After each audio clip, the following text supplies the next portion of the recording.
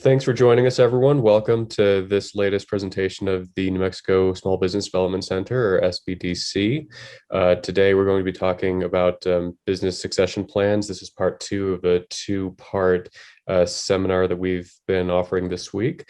Presenting today, we've got myself. My name is Ian Alden. I'm a business and tax attorney here in Albuquerque, New Mexico, specializing in business startups, and business successions, mergers, acquisitions, basically business needs in every part of the life cycle.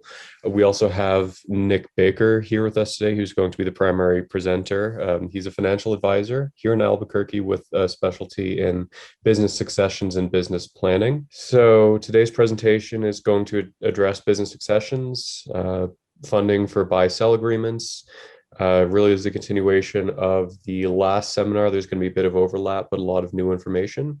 And with that, I'm going to go ahead and hand this off to Nick. Yeah, thank you so much, Ian. And this really is trying to bookend together with Ian's presentation from last week. It was excellent information. I completely nerd out on all this stuff, so I got a lot out of it. Today, and of course, thank you to the SBDC, huge resource for the community. Obviously, if you're here on the presentation, you know about it. But in here, they've got just a lot of good resources. So just always as a plug to make sure to go use them as a resource for training such as this. So today we're going over kind of three different sections. First one is diving in business succession. Again, this is probably the most overlap with Ian's presentation and my own, but it's also kind of a slightly different facet. Typically there'll be three key components. There are three key people in a lot of a business succession, besides the owners, of course. There would be the tax professional, the legal professional, and often the financial or insurance professional in there as well. We're the trifectum, so to speak. So some of it's a little bit from my facet of it to really kind of fill out more of that three-dimensional view. And really we'll dive into, hey, you've got a business, you got to think of the exit.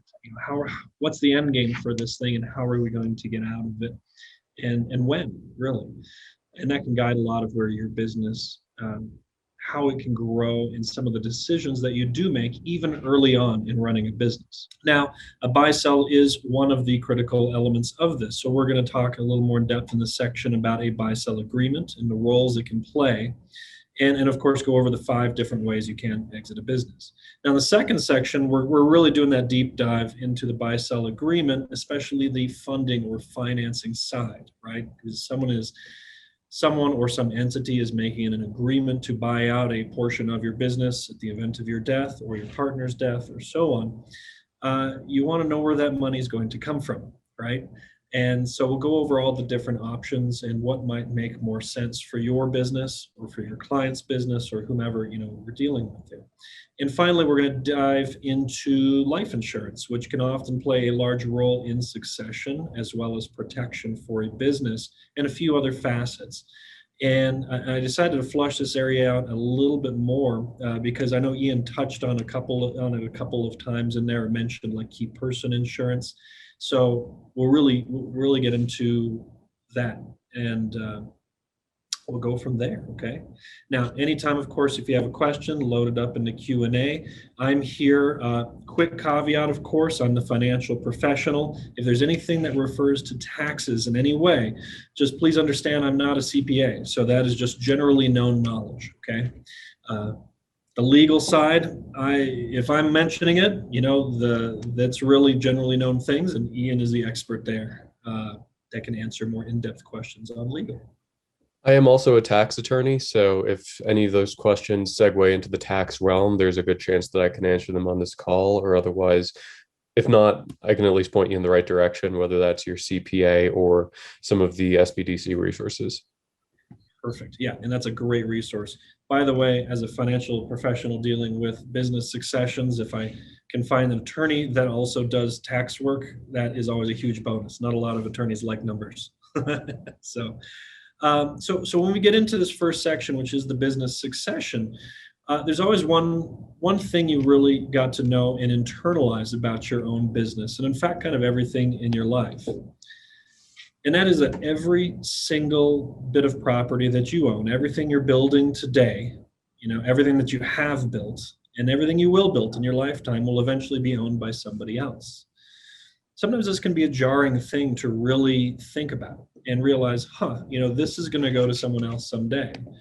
And in fact, every single dime you own, unless you're going to be buried with it, which is probably less common now than I imagine it used to be. I don't know if people used to get buried with their wealth, but everything that you're creating today will go to somebody else. So we can't change that.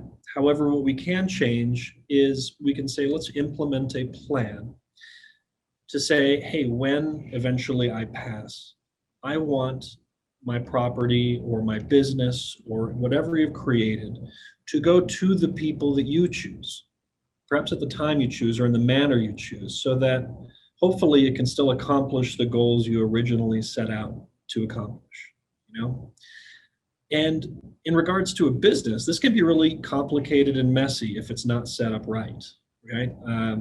There are countless stories of business owners who suddenly pass, right? We think we'll live forever and then we don't. And, it leaves a mess for family or for business partners or for your clients and consumers or employees, all these people that your business actually supports. And so the plan is critical from that point of view. And the plan is also important to saying you have a goal to go for, right? Some of it's that legacy piece, saying I've created a business and I want to leave a legacy to live on forever. Some of it might be, hey, I just want to make sure that I can retire at a certain point, and I've got to have that end game in mind. I want to sell the business while I'm alive, for instance. Well, you got to plan ahead of time rather than trying to figure out a year or two beforehand, running to a financial professional going, how can I retire? Everything's in my business. What do I do? So we're going to start by talking about the ways you can actually exit a business, right? And this fun little grid here really dives into, there's two ways you can exit the business, and it's through a sale or a gift. And there's two time frames, right? While you're alive or at the time of your death. So we're going to touch on each of these boxes and a couple of things to consider for each. So that first box, this purple box here, a gift while you're living, probably see this often in multi-generational family businesses where, hey, you've created the business and you want to pass it on to your son or your daughter, say, hey, now it's your turn to take over the reins and take on the family business. Occasionally, it can also be a gift to, let's say, a key employee or, someone that they might be your family. I recently dealt with one of these that originally the owner didn't have kids. And so the employees who'd been with her for 18 years, early on, their expectation was that it would be a gift. And then that changed as retirement got closer for the owner. But there's nothing wrong at all with gifting a business or a portion of a business to somebody else as part of your exit. But there's a few things to consider. One thing being the tax consequences, of course, to yourself as well as to the person inheriting it. Second is you may be giving away a large portion of the cash flow that might fund your retirement. Many businesses are worth more from a cash flow standpoint while you're alive and running the business versus selling it and getting a lump sum and capturing that, the income that could come from that raw dollar amount. Someone who has a $10 million business, maybe they're bringing in $1 million a year of income off of it. So if you sell that, you're definitely not going to capture that same cash flow. So it can be important there to consider that, long in advance.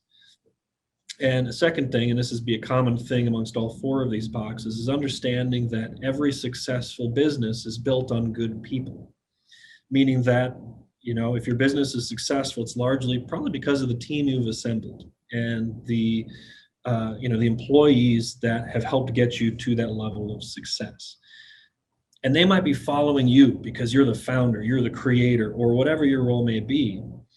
But, if you gift it to another family member, that dynamic may change, meaning that, hey, the son of the owner isn't the same boss. I'm here because of dad. You founded the business and I followed you and it's time to retire when he retires, right? And then suddenly these key people that have helped make this business successful what happens if they go away at the same time as you're passing the business? Is this sort of stunting the potential future growth of the business? Now, the second box here, of course, is a gift at the time of your death. And this is more commonly known as just the estate plan, right? When you die, and Ian went into this last time with the will and trust and how important that is, and it really is important. It's saying, hey, I want to run this business as long as possible. And when I pass on, hey, we know who it's going to go to. And it can be very important to know that we just can't predict when we're going to die. And this is where it becomes even more important, right? Because, well, there's two sides to that. You got first, what happens if you die too soon? I'll give an example. This is a real example, actually, of a law firm I know of that. Well, it was very successful. They had 3 locations. It was a sole owner, law firm. The owner died of a heart attack. Like at a gas station, out of nowhere. Still running it, still building the business. And so what happened after that? Well, it got a little messy, right? Because one is, by intestate laws, his wife owns the business now, sort of, right? Because it's a law firm. And if you're not a lawyer, you can't own a business. You can't run a law firm. So she was left scrambling to sort of plug someone else into this firm to keep it going until she could try to find someone else to purchase this business.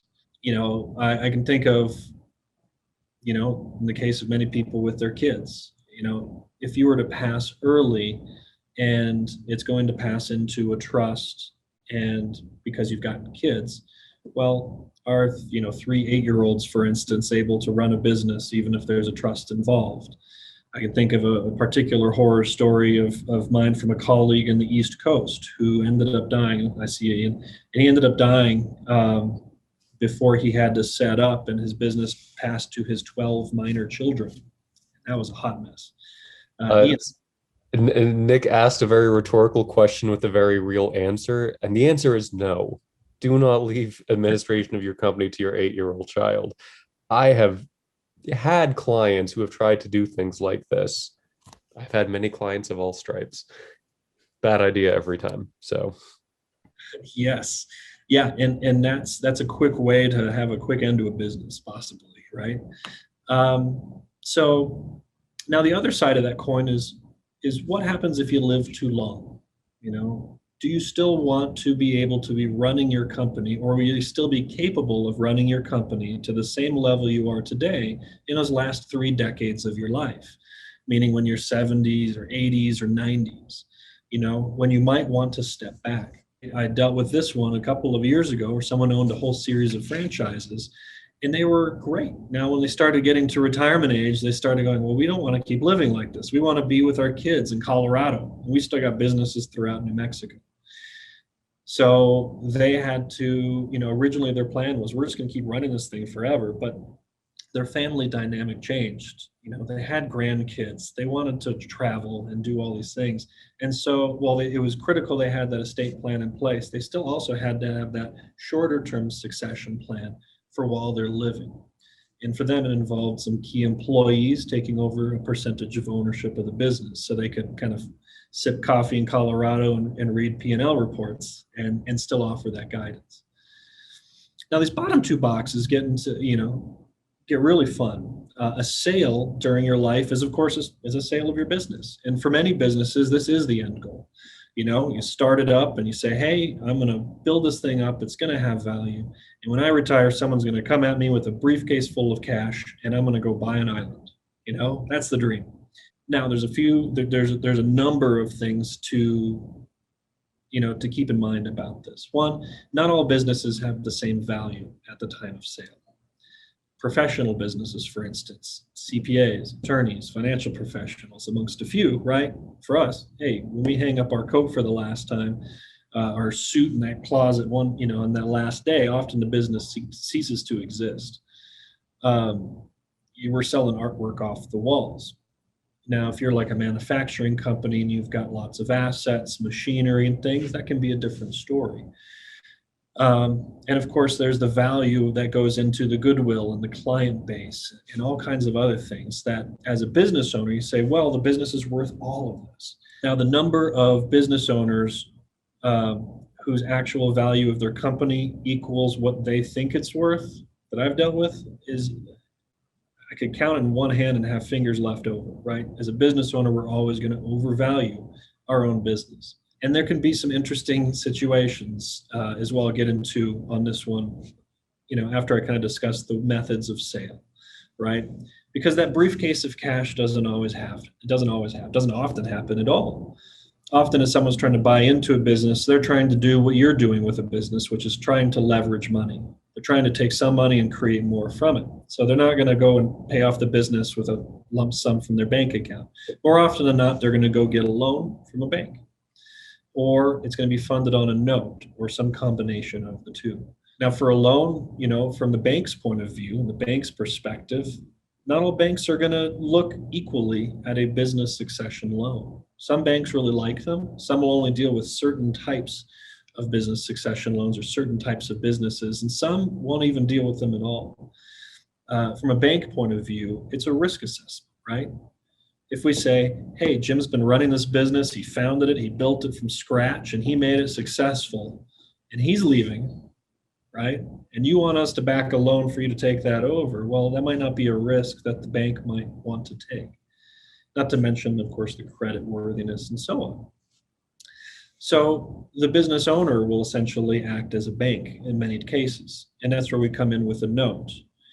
I just assisted in helping wrap one of these up recently. And that was exactly what happened. Was the key employee who wanted to buy the business could not raise the proper amount through a loan to buy the business. And so there's some negotiation and valuation. It was finally agreed upon by the various members involved that it would be a 5-year note. Now, the business owner was able to take on a higher interest rate because they're taking on more risk than a bank would. And so that's a bonus sort of to the business owner who's selling out. But they're also, that person's taking on the risk, because what happens if, for instance, same thing, those key people don't choose to go on with the new boss? What happens if they retire? And that's exactly what happened in this case. Is the key bookkeeper, the person who knew all the books, the numbers and everything and had for 20 years, said, hey, I'm going to retire at the same time. How does that impact the future of the business, right? What happens if the business makes it to year 2 and there's 5 years of payments? Or if there's something that you can't control, like a market shift. I can think of a printing company that was that I dealt with, where that was one thing we had to look at, saying, well, they want to sell on a note, but is that industry in a downward slump? And it absolutely was true. And so that was part of the risk assessment. That being said, though, it's a very, very common route to go, and it's great, especially if you're kind of taking a look at it maybe 3 to 5 years before you're trying to sell, making sure your business is in order, that you've got all the key pieces in place, and you can also avoid a lot of tax consequences with a proper plan that's started a few years in advance, especially with like capital gains rate going up potentially here in the future. Now, this final one, of course, is obviously in some of the title of this presentation. And this is a sale at the time of your death, which is known as a buy-sell. And this can be used in a number of different ways. Now, it's my belief that just about any business should have a buy-sell agreement in place, even if you're a single owner business, as long as you've got a successful business. Now, I'll get into that more, but you see it most common with multiple owner businesses. And so let's say that myself and Ian both co-own a business. We don't, right? But let's say we were each 50-50 owners of the business. If I suddenly got hit by a bus and did not make it, then who owns that other half of the business? Well, it's not automatically Ian, unless there is some sort of agreement in place for him to buy it. In fact, in that case, Ian would be in business with my wife, which he may or may not be interested in, and my wife may or may not be interested in, right? Because a business partnership is one of the most closest relationships outside of a marriage, right? You have to carefully choose who your partner is. And fun fact, just to add a little wrinkle there, you know, without a buy-sell agreement, maybe it's your wife, but before it's your wife, it's your estate. And your estate, being in business with an estate can be an unpleasant experience, especially if the estate has debts that it has to satisfy. Because if it starts looking to the business, then all of a sudden, you could be in business with potential creditors, or you could be staring down a demand to have half the business liquidated or sold off to some third party to pay the debts of the estate. So the complications there can get really unpleasant really quickly if you don't have some plan in place. Absolutely. And ultimately, a buy-sell plan can touch all three of these other boxes too. Now, I mentioned there's 5 ways to exit a business, and obviously these are 4 of them, right?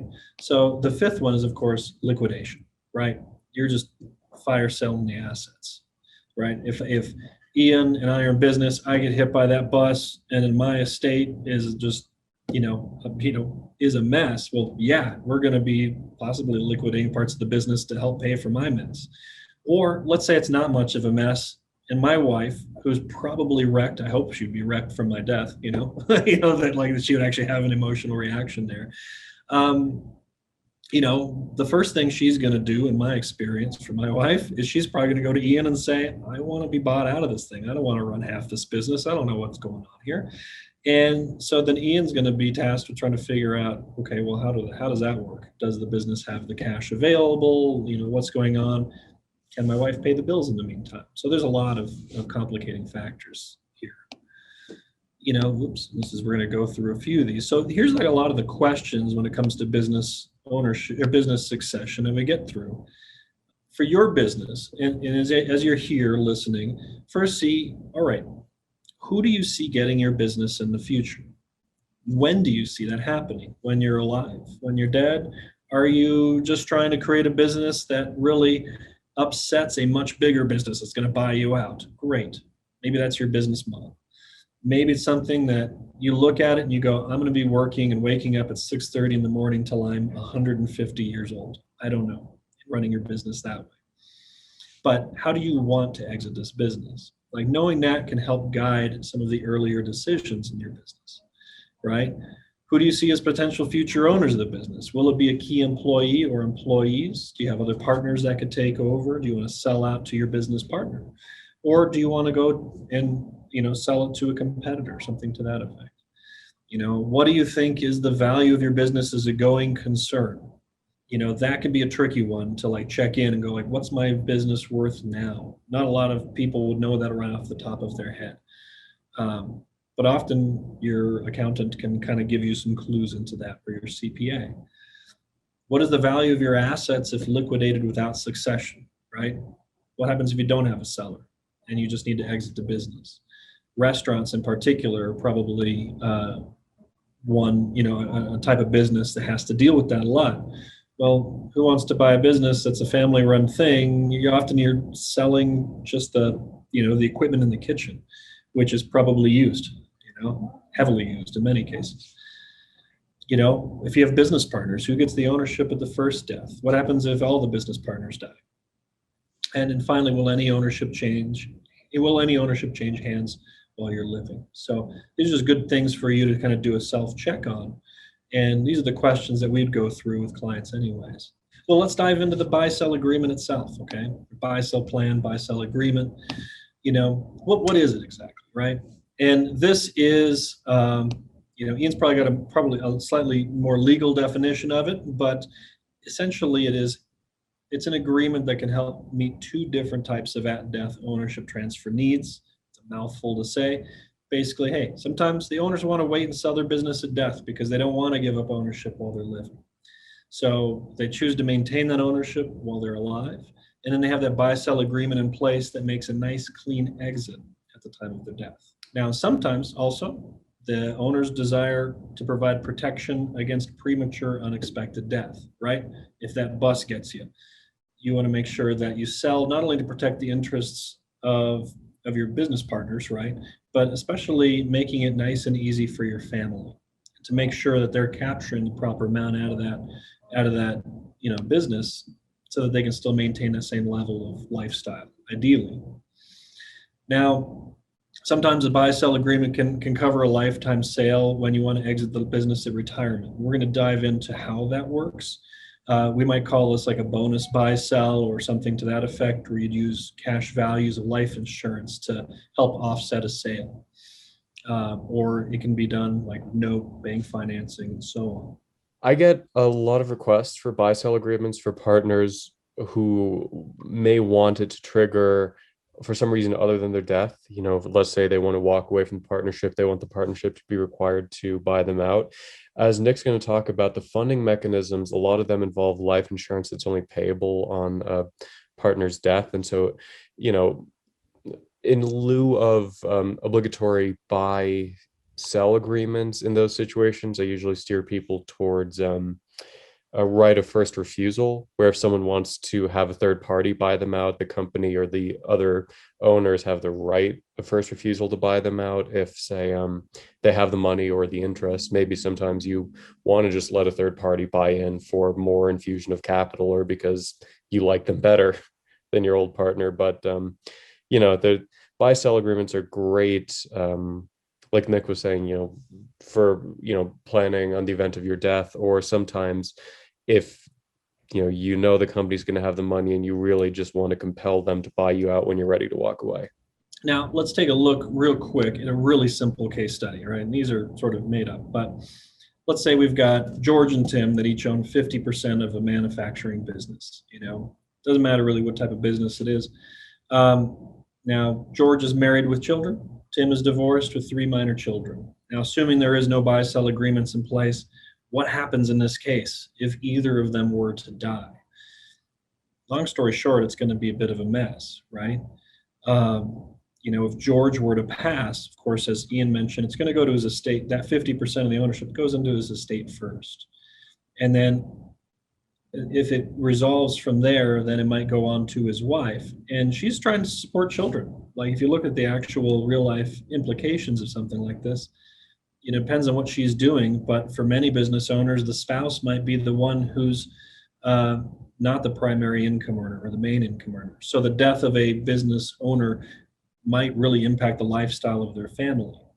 Now, Tim might want to be in business with George's wife, who knows? But I don't see that often, right? Now, if Tim were to die and he's got 3 minor children, it goes into his estate, and that's just as equally a mess. Not only from Tim's estate point of view, but estate planning point of view, but from the business. And then also the reality is that George and Tim, if they went into business together, more likely than not, they each have unique abilities, and they both cover very specific parts of that business in their skills and time. So if one of them were to pass, that's going to impact the business severely, most likely, in that who's going to do George's job if he died, right? Tim's taking care of that while dealing with all the other aspects of this. And then also probably trying to take care of George's family. The basics of a buy-sell agreement are the actual, buy-sell agreement, which is a legal document or a legal agreement. This is the part that, like Ian does, the legal profession. And then the second part of it is, of course, the funding, right? Where does that funding source come from? And within that legal document, and this is really simplifying things, and I'm sure there's a lot more that Ian can touch on if need be here, but just to make it simple for everyone, like, there's parties involved, there's a triggering event, and there's typically some agreed upon evaluation method. And the parties involved might be the owners if there's multiple owners, or it might involve, let's say, a key employee agreeing to buy in, and or something like that, or a key employee who just bought it and there's a buy-sell agreement in place just in case they die. Or it could even involve outside parties, like a third-party company, saying that, hey, if my business that I run and I solely own, if I were to die, I might want that person who's my kind of cooperation, like a competition, this other company that know and respect, to be able to pick up and run with it. A triggering event is death as a common one, but it could be other things as well, like Ian was touching on. It could be disability, right? What happens if George gets in that car, locks up the shop at the end of the night, gets in his car and goes to drive home and doesn't make it home, but doesn't die, but can't work anymore? What happens then? It's still a loss of a business owner, but it didn't trigger the death thing. So you might want to have some disability clause in there. And in other fascinating scenario, I can think of one where the company had, I think, three business owners, and one of them did something that put him in jail, something very heinous, like very morally wrong. And he'll be in jail for a very long time. They didn't have an exit clause. 2 years later, he's still on the payroll, and it's bad optics for that company. And so they've been trying to untangle that. So sometimes you might even have the ability to put in more things in there. So Ian, I'm going to let you take this one. This is just my knowledge. This is just my experience.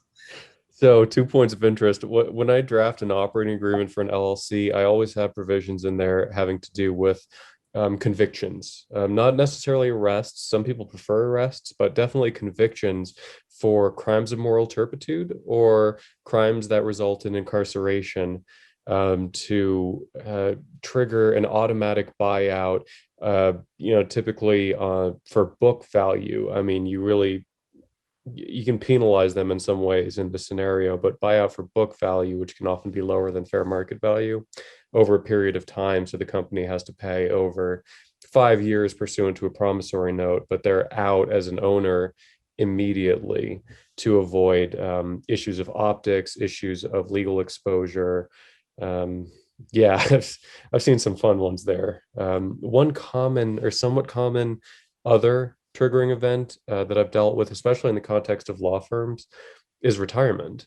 As odd as that sounds, just if a partner reaches a designated age of retirement, for example, 70 or 75 or 65, if you want to go that way, the partner can elect to step back and the company would have to buy them out again over a period of time via a promissory note, but because there's no life insurance that would kick in to fund it. But yeah, I mean, that's one event that I somewhat commonly deal with. I think I've seen divorce in one or two of them as well. I've had that where there was Yeah. an entire board, and husband and wife or partner had interests in this company and they got divorced. And then the rest of that kind of company had they bought them both out, like right Yeah. there. So now the third piece, of course, is the valuation method. Third party valuation is possible. That can get costly, but it's definitely a thing. Depending on the size of the company, it might make the most sense. You've got, or you might agree upon an amount. That's a common one I see, where you might have the business owner saying, well, based on these things now, or our CPA says this based on this. Okay, we agree that this would be the amount now, and we're going to review this every year or every 3 years or something like that, because the value of a business can change. Or there may be some other agreed upon valuation method, like book value or, something to that effect. Now the funding, right? Well, how do you fund this thing, right? So if I died and Ian, was going to buy me out, where would that money come from? And there's four different areas where this typically comes from. One, which is the least amount of leverage, would just be a sinking fund, right? Not a lot of businesses carry that amount of cash sitting around. It's not necessarily prudent business sense to do that, right? Because if you're a business owner, your money's making money. And having that cash sitting around just doing nothing, waiting for someone to die, right? You could probably think of 1,000 things to do that'll get 1,000% rate of return. But There's I'm sorry to interrupt. There's one other complication with using cash that my clients run into, which is that when you're talking pass-through entities, especially partnerships, S corporations, the cash that's sitting in the company's bank account, often called retained earnings, in a sense already belongs to some degree to the deceased partner and the deceased partner's estate, because it's been allocated to them for tax purposes. They've been assessed, they've paid the taxes on that money. The company elected not to distribute it to the owners entirely for whatever reason. Maybe the company wanted to keep the cash to pay its expenses or reinvest or grow the company. But when you look at who's entitled to that cash ultimately, there are issues where you can't use all of the cash in the company's bank account to pay for a deceased owner's shares, because some chunk of that cash already belongs to them. So the sinking fund is actually less than a lot of business owners think it is, just because of that. absolutely, yeah, yeah, and you deal with that with succession a lot too, where there might be cash in there they've already paid taxes on that they just never took distributions. So I'm trying to figure out the sale price of a business. They're like, well, we've got $200,000 in cash that the business owner should just take. That's not even involved in the price. But anyways, now the other way is to do it, of course, is a note, meaning that, hey, if this person dies, if I were to die, then our company would then pay out to my family over a number of years and agreed upon, pre-agreed upon kind of terms. The business could go out and get a loan, right? Same thing as you're trying to buy a business, like in that kind of 4-box quadrant. Things to think about for this are, hey, if you're creating an agreement, we're saying we're paying out on a note, and someone dies, in 10 years, is the business still in the same position that they can afford a note? Is their cash flow the same as when they put that agreement in place? Or would that just tank the business? For a loan, hey, would the business, who knows if a business is in a position to get a loan, or even the other owner to get a loan at that period of time? If a business owner died in the middle of COVID and the business just sucked up all of their creditworthiness just to try to stay afloat, what position would that business be in trying to get a loan to pay out a buy-sell at that point? Not a great one, right? And so we get down to the fourth one, which is life insurance, which is often the most efficient way to do it, because, you sink in a small amount of premiums, from the business typically, but it can be done, through individuals as well. And what that'll do is that'll pay out. It is basically when that, if I were to die, the money is created so that Ian can then buy out my half of the business in this theoretical situation. It can work really clean when done right. Now, so let's just take a look at the same case study, how it's different, right? Without getting into too many of the details of how it's structured. Hey, George and Tim, same scenario, but this time they have a buy-sell plan in place funded by life insurance. George dies, that agreement's triggered, the money is created from the life insurance so that Tim can then pay out George's family or his estate and buy that half of the business. It's a clean exit, and it's a win for George's family, and it's a win for Tim, who can then say, great, that's one less thing on my mind. I can go to figuring out how to run this business without George as much as possible. And same thing with Tim, right? George can then, money's created. George doesn't have to miss too much of a stride, much less than otherwise. So the life insurance piece, because it's so heavily involved in a buy-sell, let's dive into it, right? What is life insurance? Just to really get basic, it's a contract, right? At the time of the primary insured's death, the death benefit is paid tax-free to the beneficiaries. It's out of estate, it's out of probate, and this is a direct payment.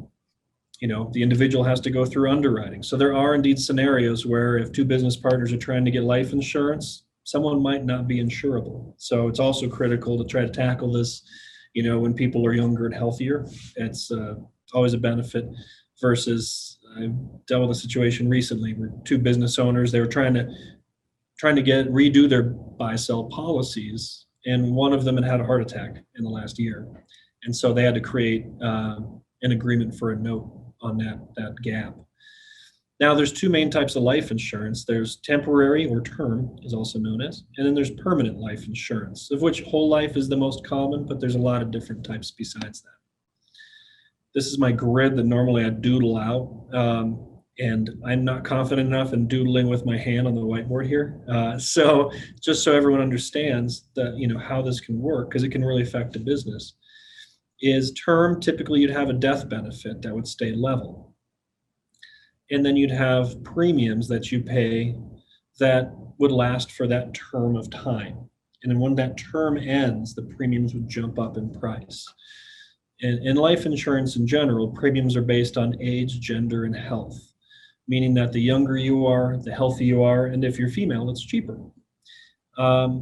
So it's the thing to know that, getting life insurance when you're 20, the same policy when you're 60, it's going to be much more expensive for that premium.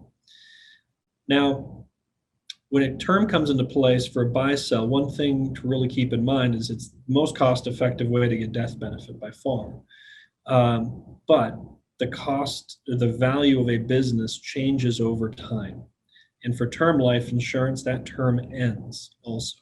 So that's something we always caution people to say, hey, if we want to create this buy-sell agreement funded by life insurance, how long do we want this funded? And do we see the growth trend for the business going up? How are we going to manage that gap if your business is worth twice as much as this policy in 10 years. Now, permanent life insurance is a little different, where you have premiums that would be higher, but typically they'd stay the same, and often you can actually, make them shut off at a certain point. And then you've got a death benefit that'll rise over time. And then it has a third component called cash value, which will also grow over time, kind of builds equity inside these policies. For classic whole life, it's going to build up, not tied to the market. It's going to be guaranteed growth. Depending on whatever life insurance company you use, it may also have dividends on top of it. And just know that not all life insurance companies are created equal, right? I'm not going to go into the depths of it, but there's stock companies, there's mutual companies, and the permanent life insurance products from those can be vastly different as far as how the death benefit and cash value grow. Again, term life insurance, that same premium for the same number of years. It might be a 20-year term. And that can work out really well for a buy-sell in some cases, saying, hey, we just want to cover this for 20 years and we're good. Doesn't build any cash value. When that policy expires, the business isn't getting anything back. It's just covering a risk. And then, of course, permanent life insurance, I already kind of touched on all that. It actually does build the cash value, which means there's a chance the business could get some cash back if it's not needed down the line. Touching on that cash value in life insurance, within the policy, cash value in life insurance grows tax deferred and can be accessed tax-free in most cases, not all, but most. So that can really play in sometimes into those permanent buy-sell plans. And again, the life insurance company specific products can be very different company to company. And the roles in the business, and this is touching just on some terminology, where from the financial point of view, we'd actually classify each type of policy in a business in its own specific way, to the point where a life insurance application for business, they've got specific like check marks in there saying, hey, the purpose of this would be for a buy-sell agreement. Or the purpose might be a key person, right? Meaning like that would be something owned by the business and then would pay out to the business in the event of an owner or any other key person's death, just to help create some liquidity when that person dies, or if that person were to die, to recruit new talent or to cover those costs of replacing them in the meantime. And so many times you might see a buy-sell agreement funded and also some key person policies put in place. The most recent one that was exactly what we did. Was one person was 90% owner and another person was coming in, had 10%, and they wanted that buy-sell agreement. So we funded both with term life insurance. But the younger person at 10%, they're going to have increased, they're absolutely key to this person's business. And the business would be sunk without him. And so they created an extra key person policy just in case he were to pass. Then that 90% owner could find someone else, or have the cash to at least give him some breathing room. And then finally, there's a third category called executive bonus. And this is more towards like key person retention. But it can really play into that succession process with sort of golden handcuffs agreements sort of thing, golden handcuffs contracts. So where you say like, hey, the owner is going to sell to this other person, but he wants those key people to stay on board. We might say, hey, let's put some policies or it could be something else in place on these employees, some financial instrument on these employees, and have a legal agreement saying, hey, if you work here for X number of years, then you get this free and clear at the end of that. But if you depart before that time frame is up, then you don't get that, or you get a reduced benefit or something to that effect. And that way, that can be a really good carrot and stick to keep key people on there, during that succession, or to help make sure that buyer is, giving them every chance of success, so they don't have just this huge brain drain from their company. So the buy-sell, specifically to fund a buy-sell agreement, it can be entity-owned or cross-purchase, meaning that, and there's a few other types, but these are the two most common. Then entity-owned would be where the business owns the policy and is the beneficiary of the policy, and the owners would be the insured. especially when you get a whole bunch of business owners, this can be a very clean way to do it.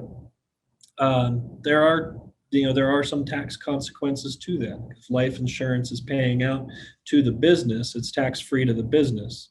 But then as that goes on, to be paid out to an individual, there's tax consequences to that are different than if, for instance, you had two 50-50 business owners and they said, hey, we're going to just have these like owned by us as individuals on the other person. And they're just there in the legally binding contract. The buy-sell agreement is then the one that says, no, you have to do this with proceeds, so to speak. Now, the beneficiary, of course, depends on if it's entity owned or cross purchase, as I said. And again, the tax consequences of this are a little different, as well as tax consequences on the business, right? What the cost basis is, whether you're going to get a step up in basis as that other owner or not. Now, key person, business owned policy, where a key employee or owner is primary insured and the business is the beneficiary. And it's specifically to cover expenses in the event of the key person's death. And then finally, the executive bonus, it's an incentive, right? And again, it doesn't have to be life insurance, but that is a tool I've seen used a lot. And in these cases, the individual would typically own the policy and is the insured, and they would choose the beneficiaries, and there may or may not be a legal agreement around that. So let's take a look at like another kind of simple case study. Is we got George and Tim again. Now, this time they've got a third component here, is where Julia is the key employee of the company. She's the rainmaker, right? She's bringing over 50% of the sales, right? Now, George and Tim, they got that buy-sell agreement in place, but what happens if Julia gets hit by that bus that's out there somewhere, Well, that's going to be an impact financially to the company. So in cases like this, you might actually have a key person policy in place on her. What happens if she doesn't die, but the competition poaches her? Would that affect the business? Absolutely.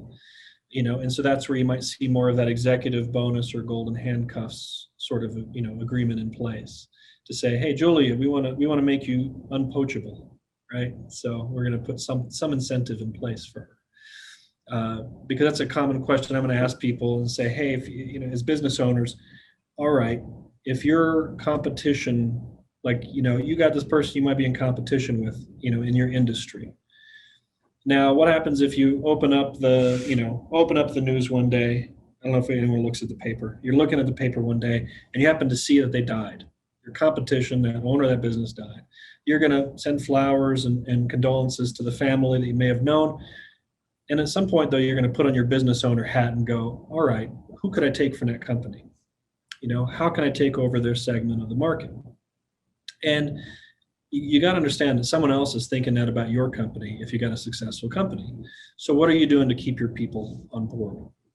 We get into another one, is like using a buy-sell as a pre-funded buyout or to offset a part of this. So in this case, George and Tim are still there, right? Now, George and Tim, they say they want to agree. They say, we're going to work in this business for about 15 to 20 years, then we want to sell. And they might have like a buy-sell agreement in place. So a common question is, well, what happens if we don't die before retirement? What happens to that funding? Well, if it's funded by term life insurance, of course, you're not getting anything back. But you did that job of protecting your business between now and then. So now what happens if it's funded by permanent life insurance? Well, this can be targeted. And we do a lot of these where you say, well, let's try to target what we think the business might get to in value at target date. And you can try to craft a policy within that would be much more heavily funded by the company, but could actually build up to a certain target of cash value at the time of retirement. So this reduces actually a lot of pressure on finding a buyer for your portion of the company sometimes. Or it might just be an easy way to get out, saying, hey, I'm going to take this cash value, I'm going to shift this policy into my personal assets, and that cash value can offset the amount that I'm owed by whoever's, by the company. There are tax consequences to that in certain situations, and that can change depending on your business entity, right? If you're a C Corp versus a, partnership LLC, it's going to be, very different treated very differently on taxation. If you're an LLC and you've got policy in the company that has cash value, you can shift it into your personal assets without creating a taxable event. The same is not true of an S Corp or a C Corp. And so we've seen situations sometimes where companies might even try to compartmentalize certain things by saying, hey, let's create a separate LLC that just has the permanent buy-sell policies in there. And not only that, it's a little more highly protected because life insurance cash value in a business has a much lower level of protection against creditors and so on than an individual an individual life insurance policy might have. Finally, what if the value of their business increases over time though, right? If they're funding it with term and they look 10 years down the line and they're trying to retire in year 20, well, what happens if their business is worth more? Well, they might have to get more life insurance. And that could be a problem if one of them or both of them are not insurable. So that's something else to consider, where sometimes permanent life insurance can be a good answer to that because that'll increase over time in value as well. And a final one here, I think, is if you got a single owner, you can absolutely say, hey, I want like someone else to take over this business if I died, right? If Jim owns an IT company, if he dies without a plan, well, his wife or his family or someone might be depending on that income. So what if he's got, Laura, who owns another separate IT company, and they really respect each other in their businesses? He might say, hey, can we just write something up that says, if I die, you buy my business and clients and everything. We don't have to go through this whole thing of trying to acquire everybody. It just makes it really clean for the family, for the business, and the clients. So just know that's an option out there. Oh, and one last one here, and this is one we dealt with recently of the business owner sold to their key employee on a 5-year note. Great deal for everyone involved. In this case, there's a buy-sell agreement as part of the sale in the terms, because if that new owner, that key employee who bought the business, died in year 2, gets hit by a bus or so on, well, where's the rest of that, the previous owner's income coming from? It's similar to a divorce. If two parties divorce, sometimes life insurance will be there to cover the amount of alimony they would have lost, the other party would have lost out on. And so in a business, it's very much the same, can be used in the same way. From Kathy. So Kathy, you own a small dog daycare, which was started in 2004, and you want to retire. And you have an employee who's interested in taking over the company. Good. So the process of selling him the company, and I know, from my perspective, and I'm sure Ian's got a lot more to flush out on this, would be you definitely want to, well, actually, you know what, Ian, why don't you take key on this one? Yeah. So I talked about this a little bit in my last presentation. You can get very flexible with how your employee buys the company from you. One approach that I've taken a few times is to have the employee buy into the company, or maybe you gift them an interest in the company, some nominal amount, 5%, 10%, just to get them in the door. Once that's done, you have a structured buyout where the company can essentially buy your interest out and pay you over a period of time, with the company maybe signing a 5-year note. Maybe you have the employee personally guaranteeing the note, so that way if the company goes under in year 2, the employee is still on the hook for the remainder of the balance that's owed to you. So really it looks like a purchase agreement, a promissory note, maybe a personal guarantee, and maybe some instruments to have the employee granted their initial interests. I've done it that way a few times for tax reasons, to prevent the employee from having, for example, a large tax hit or personal liability sometimes. Another very common way is just to have a purchase agreement with the employee, where the employee is going to enter into a purchase agreement to buy out your interests. Same thing, they issue you a note directly, they're personally responsible for it. You keep a security interest in the company and its assets, and so you've got certain protections in place if, again, the employee defaults in year 2, for example, or maybe, as Nick said, they pass away in year 2. You want to have some protections in place to guarantee that you're getting paid, if not everything you're owed, then at least a substantial part of it. I have a question for you, Nick. On slide 32, your funding for life insurance. Yes. Looking at that would be a long-term strategy, correct? Trying to say, like, using that buy-sell plan, like funded by life insurance to help. Right. I hadn't heard of that, and I was Yeah. caught my attention. Yeah. And typically we're looking, I would say if you're, more than 10 years out, that can be a possibility. When we start getting into the shorter time frames, you can sometimes offset some of it. And in some cases, it can work out really well if someone's in a high tax bracket in particular. Um, in fact, I'm dealing with one now where we're trying to basically start utilizing that as a way to help shift assets, to protect, but also shift assets from the business into this policy. And then at the time of retirement, the owner is able to take basically this giant, buffer asset into their personal assets. And, that thing's growing at about 5%, outside the tax system and not, part of market risk. So it's part of their retirement plan, and can work really well together with their investments. So, that's where we say, if we're creating a buy sell plan and they got some time, we say, well, we're looking really at kind of 4 different time frames, right? We're looking at between now and when you retire. What happens if something catastrophic happens? We want to protect against that. Second, what happens at the time of retirement? Can we use this to offset some of the buyout? Third, what happens between now and the end of life? All right, can that asset be then used to help beef up the retirement plan? I've seen some cases where life insurance policies are done in a way they're capturing an a tax equivalent of almost 10% rate of return, and that's not every time, but it's possible. And then kind of the fourth time frame is what happens between now and retirement. You've got this kind of liquidity building within these policies. Sometimes you might not want to touch it, like it's emergency cash savings, but the reality is businesses are volatile. So if you have an extra kind of sinking fund within those policies, that can be a good thing if something like a global pandemic hits, and you need some cash real quick, depending on how the agreement's structured.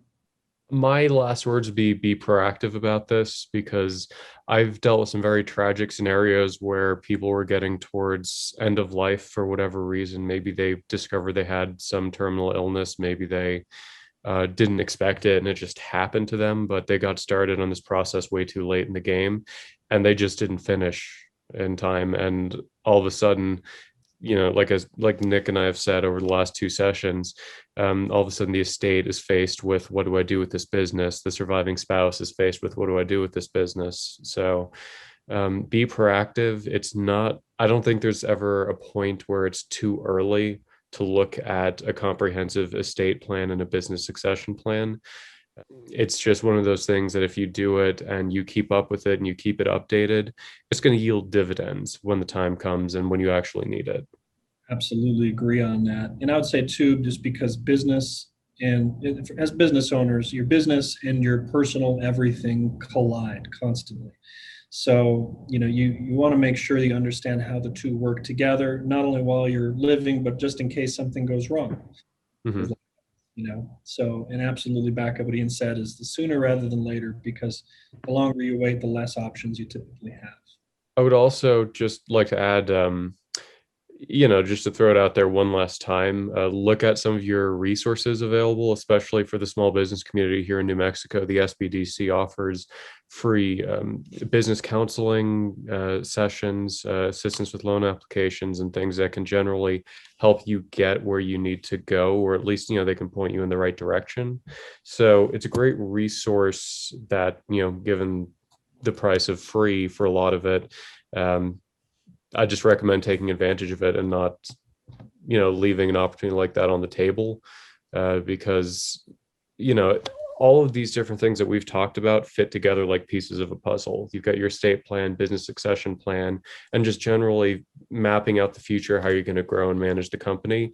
They all fit together in a certain way. So take advantage of the resources and be proactive.